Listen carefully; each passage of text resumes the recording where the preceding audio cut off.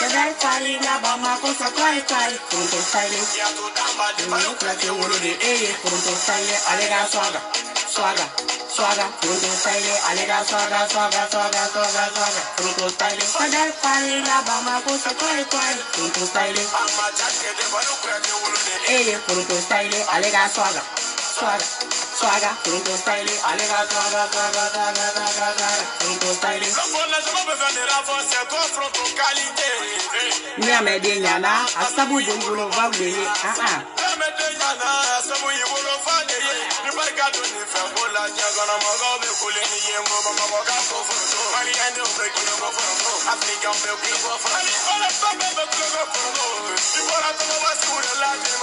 Eda kanela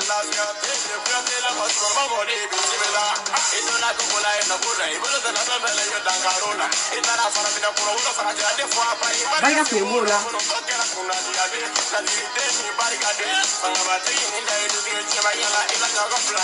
Kadai fali la bama ko se kwai kwai Kurunto style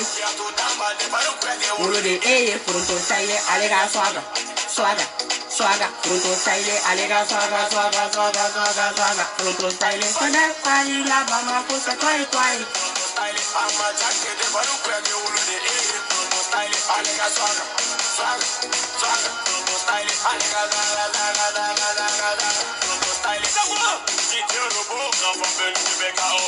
Je vais chanter pour Kurunto.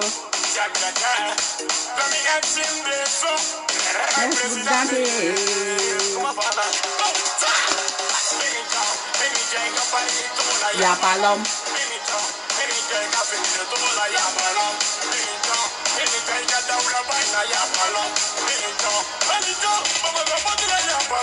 Demi-seni comprimez-les, demi-seni diadère. Nizuma mole tori ole yokiye. Idangora batama kaya tude idangora batama.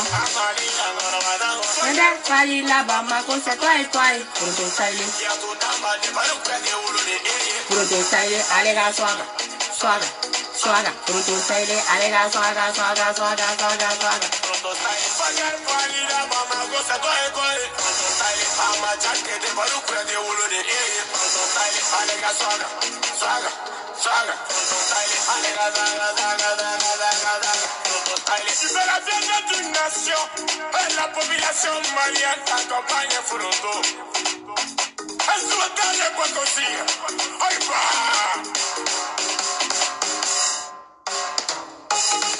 Kurunto style. Kurunto style. Kurunto style. Ah, Kurunto style. Kurunto style. Ah, Kurunto style.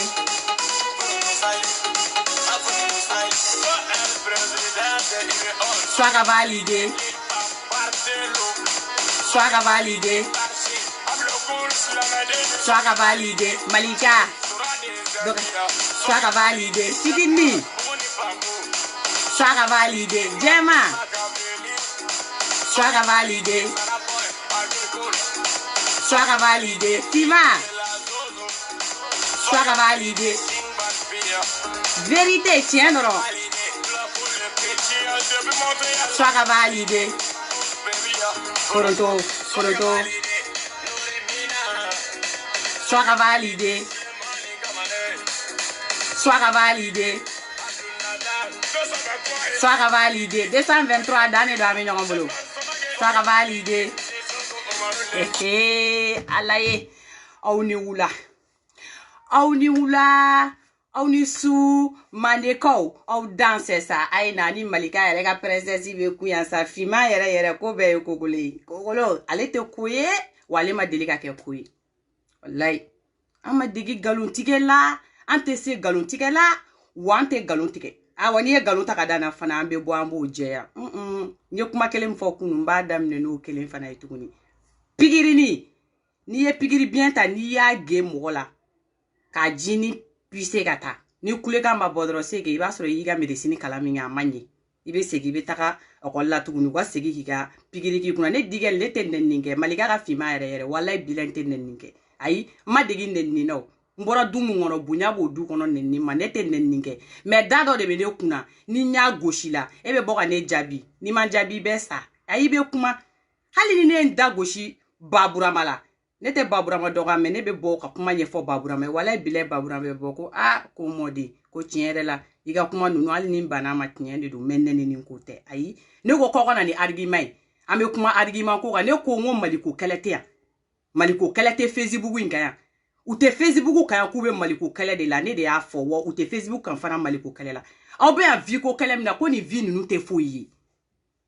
nga j'aime de meka like bi like ta la vi nunu yere ne ka view de like li nunu yere ne ka like lu de ko ne nya to lu la tien mi be fo ambe tien de fo ambe tambe bo anno wakaute do were do ko kata mogo wa vi nye yini abe muna te jumena abe mune le ambe do mbaga ni vi nye yina ni mogo be ne ka villa jena sogo do kana mogo blaka kata nye yini de nwole telefone na ni mi bala ne digel yere ba fi nyena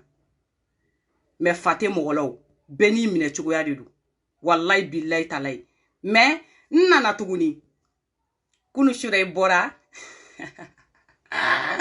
non mais t'es mytho.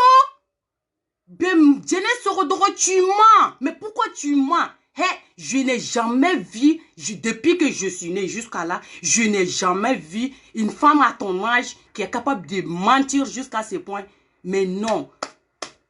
Il n'y a pas tordé, madame. Ah, madame nationalité française. Il kumbo kane ki gere kana. Wallahi billahi talai. Fima ere be ala ta finyana. Nini nga jena tikeche. Kelete woyote juguyate parce que nete se jugala nete se rankin kula. Mais mi mba fiye jene sokodogo.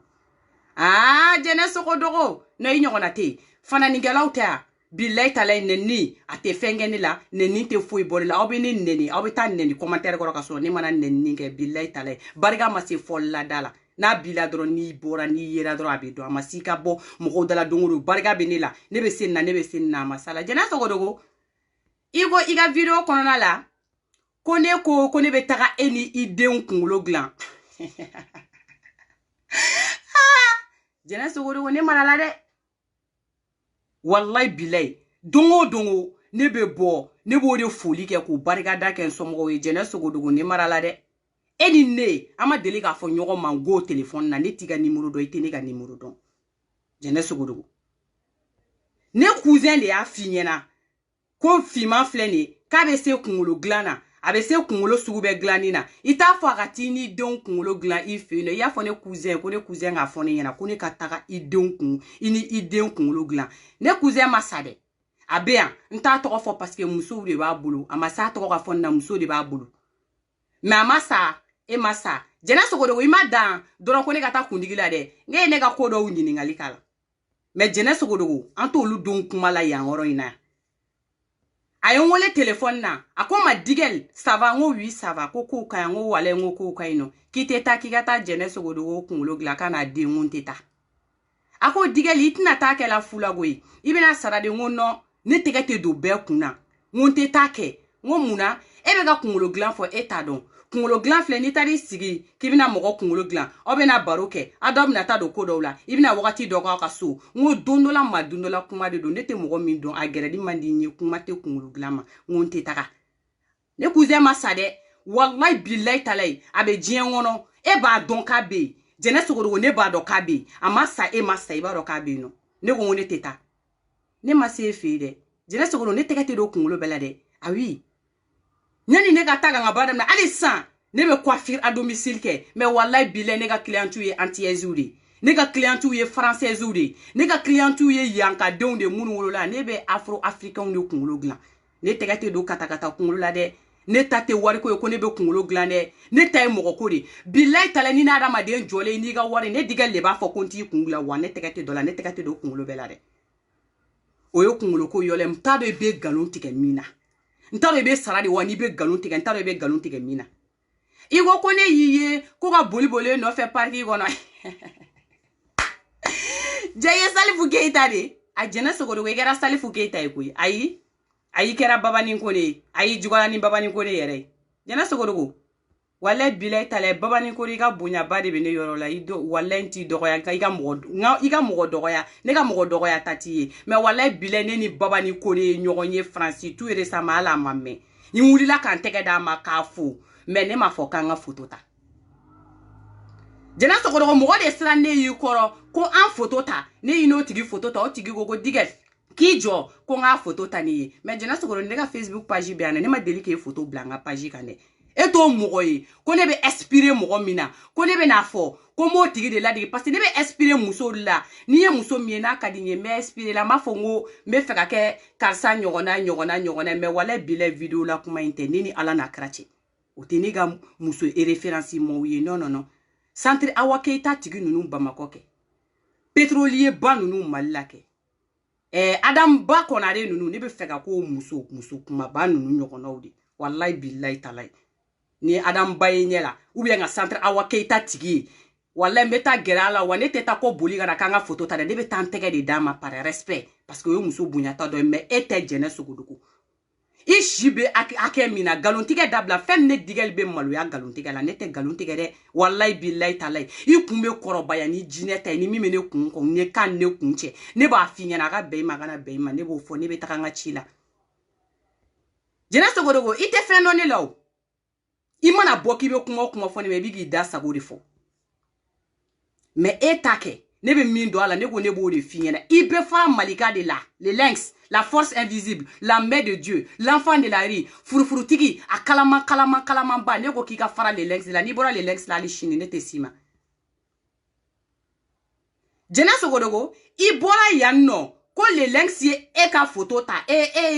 arasa, iga gidi korofo wa jonde, ko les lynx yo photo ta, ko chiga taga o yerema, ko kate no bla nyogona jene, ne o de fingena adama de ni kunlo sera ake doma, wale bile galuntiga da blanda fatala. Et puis kunu shurebe botuguni, disa baby kuna melegele ne bini sigibe galuntiga.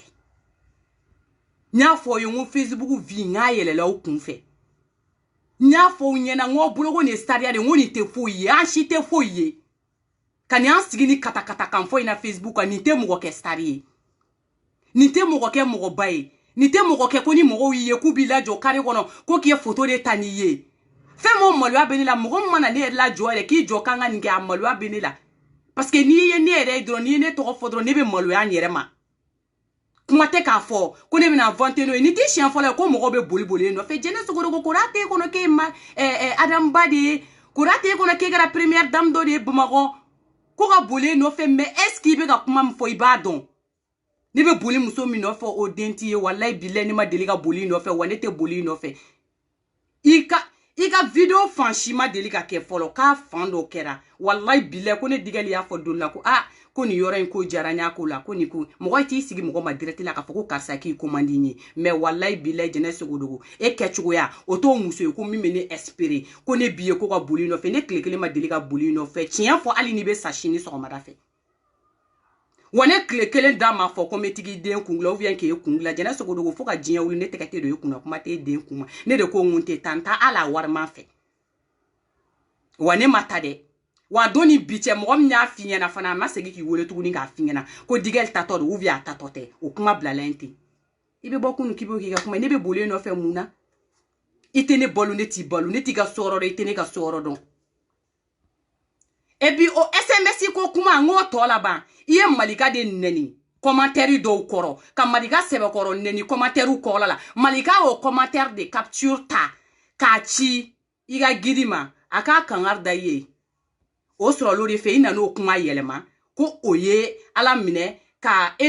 o ka korofoli do ko o ta ko blango jenete strala nya kala be mugoni fi fa ko kuma delika ke femi na fate galuntikela no argument soro domina abe boni argument nune kana nai ama sigi ambe kuma me wallahi billahi nenni ko te woyo ko te nyogon wo be ko te nyogon yira dinyena ko ke o te wal nyogon yira dinyena ko de kada we ayena fima ere de malika ka fima fitini nga fima awo malika family yere FPR yere ko be ko kili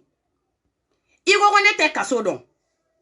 ne demsen fitini ni ne te foi kalama jene den wolo kunde shini machine ngene fenga bila feminga fusani yere mogo ibena mogo soro kola ibena kika ko ta fo depuis ala idinyenda mauma kangwa jiyembe wuli adama deunte Kenya mogo ibe jo tuni dola isiri fu be boy yorola Ne ben dado e ka kasoko kuma la, ne te fouille kalama, je suis très très petite, nanani nanana. Bien sûr, je suis très très petite, mais intellectuellement, ça va très bien chez moi. Parce que je travaille avec la tête. Et il y a quelqu'un qui est qui kunyo mogoba ike. Jena sokoro ne kunyo mogoba de ne kuma mfo kunu ni chien kuntala e kunte boka kuma. Mais ni kuma boka kuma. Et te se ka snoro parce que baro kuma mbeka bo fima ere da. Mbeka chien ne fiye galon kuma te. Ebe liti le ebe taka katigi compare ni ala kira sona ma fin yere de la. Nelson Mandela. Fiba foko ega liti mogo ega kere nyogona ke olu datugura tie isira Nelson Mandela ou de ma ani Martin Luther King ou de ma olu be kuma mina kube liti ko olu liti ke farafi de ou bede ko ka farafi ni tubabu ke kele ko ka farafi dabo barakono ko farafi nga se ka po iki yere fo ngolu de sababu ya la bi ambe bo ama fo kame parole liberté d'expression kamba kuma fo o kuma la fate joila kibi nye jo tubabu ble nye la wallahi billahi kibi na farafinga kuma fo anyena awo Nelson Mandela est plus de 26 ans de prison qu'on a la mais Nelson Mandela ma kuma kan yelema de Nelson Mandela ma boka yafa deli de pour que aka koka dabla o kala libéré o makede mais jene sogodogo e yika kaso kano depuis koka gomunu ye foki koko hine dolula depuis nega kunte mogo mununa wallahi billahi talai jene sogodogo fo e hine ga kla ko lumine e be bo doni mi kama ki sigi ka yafa deli e ko kebe ka liti de ke ne mako bala e kume ka liti mi de ke ni o liti de yato e tracé kaso kono na ma ni liti kele mi de kundo ko muso se ndala liti ma oro la ka ulutaru yere sro kaso kono la e ka liti important anga me parce que ama don liti kunye liti kele mi ala ko anga tinyene fo i datuguli kun kele mi kama qui est nenni de ke, il est violence de ke, il est jama de pousser, ou inciter à la violence là, public là. Donc, ko yebega fane nambura mi kala wana foko ibega fane na inbox kono ko kuma de tracé ibega na somo ma abe fanya qui incitation à la violence ke ka nyashi jama bela jerele ma no mana fanya taro kuma kele mfora yi jena sogodogo e bora ya ki sigi mo do ko mo go re yi jago ya ki blaka kuma ko suno ki yere mana yafa deli la iyere e nani sigi ko yafa deli ya ni jugu wallahi billahi tale beda dona e ko yafa deli ko kuma la jelu funo anye wole bla jelu maga wole bla funo maga wole bla nyamakala uma ali funo ni jelu ni nyamakala munu fanu banenna olu benana e hine minea ke misi minea no kana yafa deli ke e jene sogodo go bla jene sogodo go an fe ya yi wallahi billahi tale muso ya kama e hine ya mina dun awo e hine ye an mine adun kada ko chama ka mais jene sogodogo e mo don Facebook jama shire e mo don mo shire e be boni klega nganya na na boko musoko kele lo atoko kele ko ni nyongo chene na kan nyeshi maligade makebe o chigu yerega parce que e be kuma mo te se ge jabi jene dugu fo ite la hara kofe sa be do mi balote balo ere do sa te ni ne sigira ni ne kuma ni fedre bi sigi be ne ga kuma ga ni lame ni ne kuma ga na me ki sigi ki miri ibara ko ni dente kuma kun fe ko ni dente denyete mi ye den kata kanta mogo ne te kanta mogo ile jene sogodo igo kasola boli kera igana kana isigi francien wala ni ku ye mogo million ni ngolu kuma fa ke date duna video ko kuma la tuguni ou bien nga fo kibi ni dado maliko kuma la ali bi e de be ka ti yere ta kibi yere comparer mogo bo ma Martin Luther King ou ani Nelson Mandela ou ma mais franchement parler madame Mito tu rêves ni ga galon sabane i ga galon nanina meno joila jena sogodogo e bora no benyena malien din benyena e ko be ga liti minke ko ga corruption kele ko ga kalabanchiya kele ko ga jamana nyamogo jugu kele munu be ga galon tige ka bi mogo kan ka mogo ka ko yelema me jene e rebe galon tige ni ka génération be i yere be ko mike wallahi te se ko litike ni nga jiena tike che nyogo nenga kuma de do te se ka litike ni ma chien fie bi jugu sara lebe chien fie na wallahi billahi talai ni ne te mogo te ni yoro nunu fie na horonya kenega jene sogodogo e de la ka kafa ka jama ya Facebook sanfe kana kuma damina bekera Facebook kele ni ka ne te galon tike ne nye mi mbori fie nyore fie depuis kunu ibora no jene ko nationalité be bolo nationalité française ko ni ka be bolo amadogo mo shi la Facebook in sanfɛ kan i sigi ka yira ko nationalité française be bolo do e nyinena ke bora ba maliba la ko bamani saba de be ka wolo sebeka o do e nyinena ka mali passeport ko e ma nga verti la ko yira de e francita de la ko nationalité française be e bolo jene mo be ka fara ka de ka kuma la ke ko ni nga ko mi kelen fleni ko ni ko dande sisa ko wera ten ko fe jena sugura amo mi kalama e chera ga te datugu malla ja nationalité te bolo ja e denga nationalité de do jena sugudu galomba adonye nini nga jena tige cha ta dugu sa jeni adama de obe nyugo nege namara ken klole nga wallahi bile barga tala galoma na be mubolila hali sambi olon vlani shegi chien ba gen klikili aba ta tige makanaski e ko anga gidi beta me jene so mi be yere law ani yere be liti min ko so munu bo kona la jene ma deliga jogo fofolo de me domina na nya gidi ko le links yere ka ye fili de ke le links yere ka bora ga chemin de kono wallahi billahi talay fa o chebe le links ko muso be le links ko a bebe tieni fo mo ko shita bakia lente mo ko shila a famille kono na la wallahi billahi le links be sigi ka ala tanye fanyena wa ba me fana be do akulula ah madame mito mi nyogona ide tago kele ah non jene sogodogo itago kele sogodogo madame mito galomba donye jene sogodogo galon ta dugusa jenye igo keni malika be kuma ebe kuma kebe na ne tiere yere fo iba fo ko dongo do ku kuma kuma téléphone le iba fo ko dongo do ku kuma be kuma eno ni nyogonche sans savoir qu'on vous avez parlé 3 fois. Pendant 3 ans, tu as parlé 3 fois seulement avec mon mari. Quand je dis parler aussi là, c'est juste des testos. Il commence à hijabi, notre téléphone n'a pas maté. Il se redogo. Comme Robert Seiba faut qu'on m'a délicat, il be boy be tien fo. Galon toi, aba donye neni nga diena tigache ata dugusa dieni. Moro ni be bo,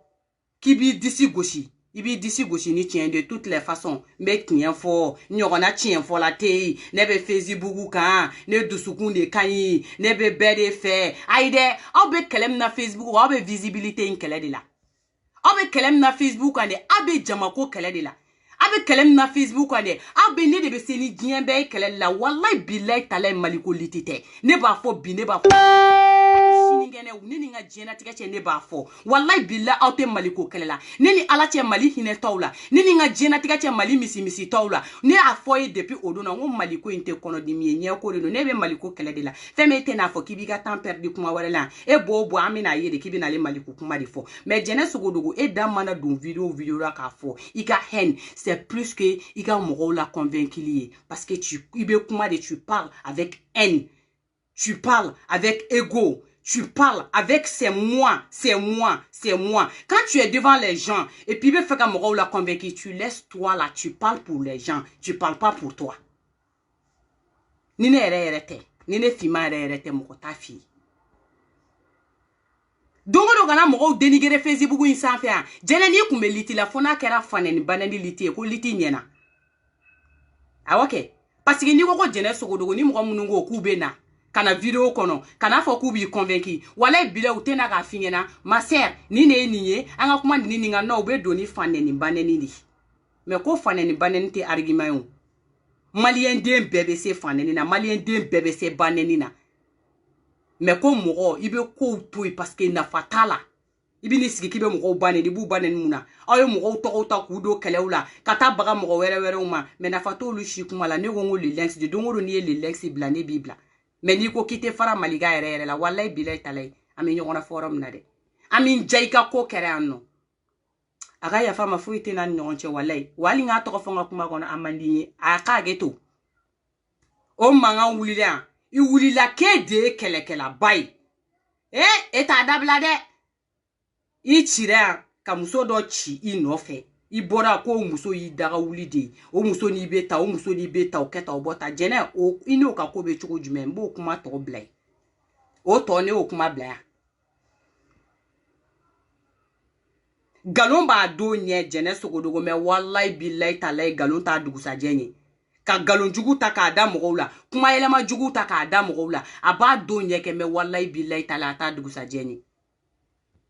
bisera de bibe boko shola bisera de bibe boko aidara bisera de bi ebe boko karsa kerata karsa borata me wallahi billahi talai do mununa ebe bo ou bien ata kashi maliga nyena ko nyema iga bo iga kuma shola fukan iga bo iga karsa keta me jene e ma se ka sigi kana oronya keneka ko tiere la nini dona nini maliga ni ɲɔgɔn cɛ a kɛra ta borota e ma se ka no fo jene sugudugu fo dongo de be bodi dogoyalu doron neninu doron kuma te se ka fo kalmu kɔnɔna la kuma te se ka fo paix kɔnɔna la ngo jene suguru ni tiɲɛ bɛ mɔgɔ bolo i dusu te bɔ i te énervé non ni énervé tɔ ye kuma kɔnɔna la doron wallahi billahi tallahi tiɲɛ t'i bolo sinon i be kuma tranquille dusu bɔ ko kuma tɛ o ayi e bɛ ka ko kɛ ma kɛ tɔgɔ ɲini kama ma kɛ mɔgɔ ɲini kama ma kɛ mɔgɔ ka intention ka kɛ n kan fo n bɛ ka kuma de fɔ dɔrɔn ko ka ɲɛ ko ka bɛn fɛn min i tɛ kuma ten i dusu tɛ bɔ ayi mɔgɔninfin kɛ walayi i bɛ se ko dɔ la i b'a tɔ to wa i bɛ se so fana la i bɛ wuli ka bɔ a nunkala kan pepepewu awɔ diɲɛlatigɛ fɛn fosi kɛ o ma se faneni ani baneni bon senga bon kunga biga vi don beti ga vi nyenyini mini mi biga kola mena na yanno nego imangeno ni be rebel nyini ne fimane demi ja era te ite jatige don ne saya do balote ne balodo saya te ne ni jobe ko la me kuma ka bampe ou tranquille la manga kote malika ka prévu be bolo ke e yere prévu bi yere bolo e ma bako prévu bla folo Facebook sans fede e be kuma munu na e yere prévu bi yere bolo e ma bako prévu bla e jene fanga kuma ma chade ne de niye ne waraba ba ne sama ba ne mishi ba ne nyogona te jien ono ni ne ko mi abe to te ntode ayi de jene so go ifili la kui depuis ala yi diɲɛda cɛ y'a dato cɛla ye janjo caman kɛ dɛ maludi ye jɔnni wele maludi ye bɛɛ wele foyi mais malika janjo in tɛ diya i la jɛnɛ malika kɛlɛli janjo ko ne fima ko k'a tɛ diya i la ye janjo caman kɛ dɛ janjo caman fɔri ye i ye ɲangara caman ta mais don bɛɛ ŋana si man ca dɛ ayi don bɛɛ ŋana si man ca ŋanaya dɔw bɛ yen i b'olu sɛmɛ i b'olu bila kɛrɛfɛ wa ni muso kɛlɛ wulila kɛlɛ bɛ to musow de ni ɲɔgɔn cɛ an b'a bɔ ɲɔgɔn na yan ka éparpiller ka bɔ ɲɔgɔn na bɛɛ b'i ta tɔmɔ ka bɔ a la mais ni cɛba kɔrɔ min na n'i pan k'i fili muso kɛlɛ kɔnɔna la n'i ye min sɔrɔ a la i y'a ɲini i yɛrɛ ni min taara i y'o ɲini i yɛrɛ parce que ni musow bɛ kɛlɛ la musow yɛrɛ dama de bɛ kɛlɛ kɛ ni cɛw fana bɛ kɛlɛ la cɛw yɛrɛ dama de bɛ kɛlɛ kɛ an b'an pousser ka bɔ ɲɔgɔn ɲɛ Facebook in sanfɛ yan bɛɛ bɛ t'i ka vie la aw ye mɔgɔw tɔɔrɔ wallahi billahi taala n'a ma fɔ ne b'a fɔ ye aw ye mɔgɔw tɔɔrɔ maliko kɛlɛ tɛ nin ye aw ye mɔgɔw tɔɔrɔ jamana ko kɛlɛ tɛ nin ye aw ye mɔgɔw tɔɔrɔ kɛlɛma fɔlɔ ka kɛlɛ la aw ye mɔgɔw tɔɔrɔ wa kɛlɛ tɛ laban ka kɛlɛ la aw ye mɔgɔw fêcher malien den yɛrɛ kana kɛ video mɔgɔ min bɛ video kɛ o kɛra video man ye Facebook in na yan mɔgɔ min tɛ video kɛ o kɛra video man ye Facebook in sanfɛ mɔgɔ min da bɛ ko la o da donna Facebook la yan sanfɛ mɔgɔ min da tɛ ko la o da donna a la kanu kuma ye ko kelen ni mɔgɔ ka di ye i bɛ k'a fɛ n'a man di ye i bɛ fara la ko kunu bɔra kun na sini na cogo min na o y'o bannen de hali sini bi sini ŋɛnɛ kuma kɔnɔna la ne yɛrɛ fana ma muso ye fɔlɔ o muso miiri ma ko muso la fɔlɔ a bɛ na diɲɛ kɔnɔ don min na jango muso ka wolo o muso k'a miiri k'a bɛna den dɔ sɔrɔ k'o den wolo k'o den de bɛna jɔ ne fana digɛli ɲɛfɛ k'i ka fara ka bɔ malika la o den ma wolo fɔlɔ hali miiri ma k'a den na a kɔnɔ bɛna taa kuma min na parce que est-ce ni masa aramani tɛ mɔgɔ si fana tɛ se ka ne bɔ lynx kɔ kanu kuma man ca n'i ye mɔgɔ kanu i b'a tigi kanu de n'i tɛ se ka kanu fana i b'i sen bɔ a la de mais karisa man di ne ye fo ne k'a goya bɛɛ ya ayi o se tɛ ye jɛnɛ hali mɔgɔ min t'i ye a se t'o tigi wa e tɛ se ka malika goya mɔgɔ si ye i dan de i bɛ bɔ i b'i ka kalo kuma parce que ayi i tɛ mɛn Alzheimer b'i minɛ parce que ni galontigɛ cayara mɔgɔ ka ko la a filɛ n'a fɔ mɔgɔ ma ko une personne est mytho mais c'est une maladie être mythomane c'est une maladie il faut qu'il ka taa médecin dɔ ɲini de min bɛ se k'i sɔrɔ wallahi billahi ta ka fura d'i ma i ka to ka fura ta parce que c'est une maladie il y a beaucoup de gens qui comprennent pas des personnes qui mentent qui ment jusqu'à ce qu'ils savent plus ce qu'ils sont en train de dire là. Ben c'est une maladie. Mais ita est banade. Et bien c'est qui sigi vidéo la jeunesse se retrouve de paix sigi kuma faut que wule be ka galon teke. Mais mouna be galon teke. Ite malika fe ikana ka fe ante ala ere deli ere ka ke malika fe. Walay bilay o beniga aklinadi. Mais qui be bon à dénigrer non ite maniga dénigrer ande c'est fini. Kiba kiba goya moga wala bilo te kan c'est fini nyo de fon nyana beda de bega Facebook i dabara iga o parler de Facebook sans fin wala bilay ako frappe phone nu te a ako jaguya kuma phone nu te a ako jaguya mogo to ko tian ko nu te a ako jaguya ko be mogo goya o janye mogo te a obe bo be galon jugu da mogo ni fiuna obe bo be kuma milito fo no kala fa kala ta telephone ta ka o sigi ka yele konye kuma do fama bi ka shi kunte tinye mais okwa ni te fen fo shi changer okwa ni te fen fo shi tien mo shi ka kula no senga na jien dungo dugula wala obe taka bo mo de la mo be fien sama waya o jiake am ban cliquer ama o jiake malika ba cliquer Facebook kwa mi kadaya abake parce que jusqu'à preuve du contraire il est et puis il restera le meilleur netara kasola e ma boni hor e ma boni iba fo kibe boni kaso mi ni fierté de wallahi akera mayuma to ko eredi akera misi to ko eredi wallahi billahi tallahi wala muso ya kumai neni nga jena tika che misi e be mina hali ni kun komanda tigi hali na tigi kun bi ka saya de ko wallahi billahi tallahi atigi kelen ki ya problème ko na la I hine donula o kera bela mais ko tiente fe obe jiemina tiente fo ko bebe stranga chien finyena yo finyena ni ma chien finyena ibi jugu sara ambe chien prakata piale finyena na beni ma chugo kelene do wallahi ante Facebook insan fe aka me comparaison na ante Facebook insan fe aka me nyonga viko ante Facebook insan fe anno ko dobe dodon ante nyogo nyesala ante nyogo doer wallahi billahi wanete boliko de ne ma delika boliko hali te mogodon ko ne de la ga boli mogo miko hali te o mogodon wani biga galontiga ndiga kuma mayele mala aniga mogo to nyini na kana ko karsa de akata abota beta fi mango nyini mimbi de babla et puis jena to go ko ibi to kuma ko na la ni argument taw dadron abe do mogo la ko e no golendo che ansera ya so go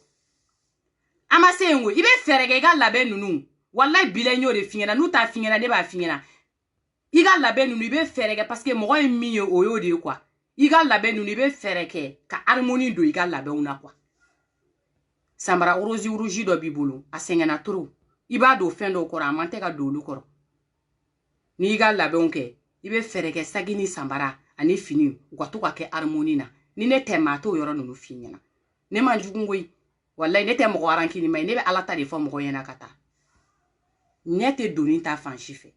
mais mi o kele de oui. Bon donc nete iko ka se abulu de ibi se mo maliga sina ante nyogo nyestrala ini munu me nyogo nyestrala inu lubo kwa keleke me maliga kota ibe malika kode ka je ka biga vila wanyani dinya wuli cheke malika te boke jabi fitin nimbora de kabe apaisement nge wani yo tabani bido shini do la force invisible la main de Dieu l'enfant de la rue furfurutigi akalaman batigi kanu kuma mancha ame malika ko bide fo shini fo lahara moko tambo ako mana wilola ne civiliser lendo ne be Paris ne be ketanto de ne nyenwa de be moko la hein ni ne teka kuma do fo wallahi billahi talay moko tena kariya kana kuma finyena parce que ba fi ko faire o te se ka finyena mais wallahi billahi talay ne ba finyena wa foite wala basiketi girima nyimbelebele ba do be no ale te do pantalon slim koro quoi ni ya ale basket nyimbara ba ndo akoro abi ka siri bafui oni ma nya siri do keri ko centre marron do ni kunta kan quoi wallahi do be centre toy ibe parity kala kote o mi o kele ni wi bonega na ito soro ntoko soro iga kuma la tugunde kone bolli no fe de nklegele ma deli ka bolli no fe ntiga numéro de téléphone no ma deli ki wele ki ko gadinye hali ma me mo da mo mbi don kone ya fo ko I jene sogodugo kadinye ama deli ka ke foro jene sogodugo inne ga nyogonye akera nga jena tiga re be kono chien fla doron o chien fla kono ni mana kuma fi kulo wora ki ga numéro de ane ni mo ko gadi ni ay ko ni bina ko karsa ki ga numéro de ni be ga giringiri mo no fe ni be bolbol mo no fe ni ay ko ni bina ko karsa ki ga numéro de ama deli ga nyonga numéro mi ga numéro nyini ngal kila wanta nyini ngal yereke wane ni nta ay do kula ako visibilité vigo nunu ta ayaw shi bo ko visibilité vigo nunu na bon bora wula dai na kana ni kuma de finye na ko be de ko kele awa danedu ima fo ko ibe ko be nyodo an I vaza fe imana bo wo fe bina maliga ka fima re sigilen soro yin awo anna e santangen ni kuma la nyode finye na que la guerre continue ame continue ni nyogo fu yoram kadiye hal ni bora chienta ne be bo chien bina ni duru awa bi wula dai na o kuma le kunye ni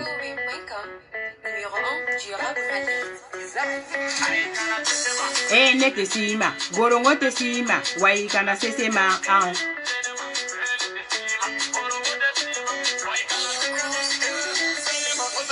nege zubega go be zenema pop pop ho surprise o le be dina mine allez